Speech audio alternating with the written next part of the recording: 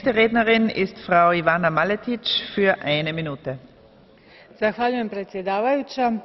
Svake godine utvrđuje se postotak smanjenja direktnih plaćanja koji se izdvaja u pričuvu za krizne situacije u poljoprivredi.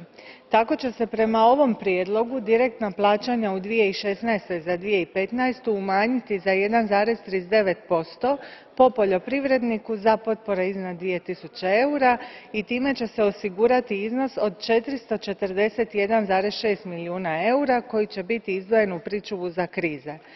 Osobno se, kao i mnoge moje kolege, protivim korištenju ove pričuve za saniranje šteta koje poljoprivrednici trpe iz političkih razloga, za što je potrebno osigurati sredstva na razini cijelog proračuna, a ne samo iz proračunskih linija za poljoprivredu.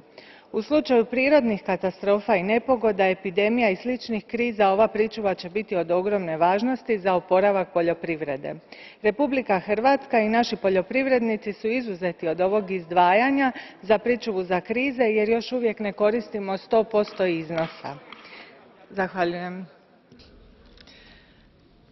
Danke sehr. Die nächste Rednerin ist Frau Mariana Petir, ebenfalls für eine Minute. Podržala sam izvješće o stopi prilagodbe za izravna plaćanja za 2015. godinu kojim se uspostavlja takozvani krizni fond u iznosu 441,6 milijuna eura u proračunu za 2016. godinu, a koji će se puniti